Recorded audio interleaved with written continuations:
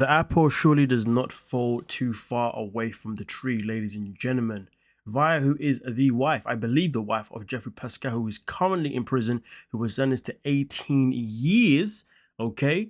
Well, it seems as if he's a wife. Well, it says fiance in this statement here, but I'm pretty sure it says wife. Otherwise, how did she get a green card to be in the States? The same green card that may actually now be on the line because, well, she has been arrested.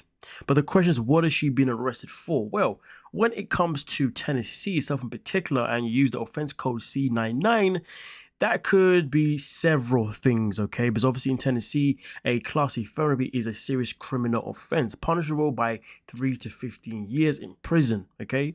And a fine of up to $10,000, okay? Examples of Class C felonies include aggravated assault, theft of property valued between $2,500 and $10,000.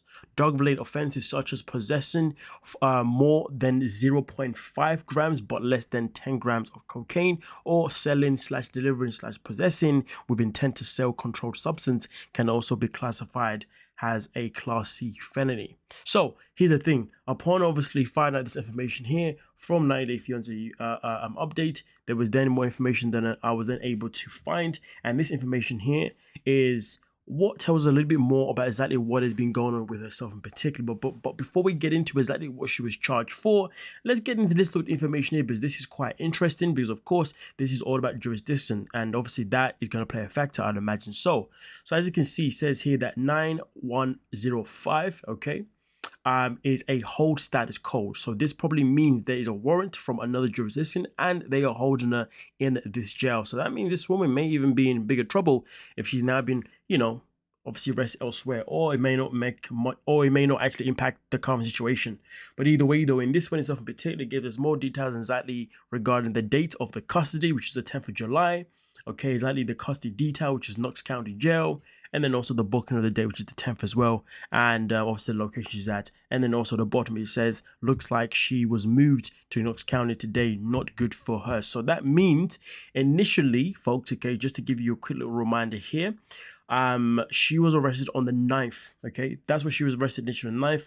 Now, in terms of the location that she was arrested, that's not something that necessarily comes up here itself in particular, but obviously it does say that she's now been moved to Knox County. So, yeah, I guess that will go wherever it needs to go, but as the statement says at the bottom, this is something that is not good for her. But then we finally get to what exactly she was arrested for. And as you can see here, booked, served on the 10th of July, 2025, and charged was theft of merchandise, and that merchandise was between $1,000 to $2,500. So yeah, this is something that can definitely be taken in a direction that will potentially put in a position where she'll be serving some time, whether that be 3 years or more or less, who knows.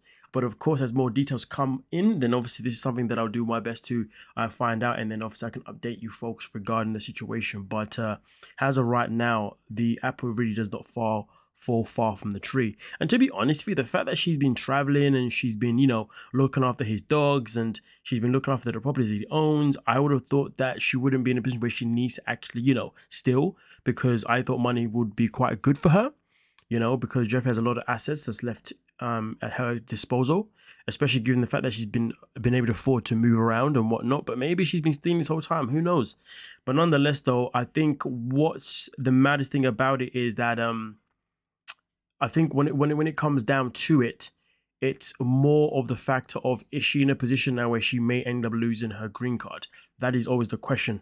You know what I mean? But nonetheless, though, let me know your thoughts down below, and we can most certainly talk about it. Don't forget to like, subscribe, and of course, peace.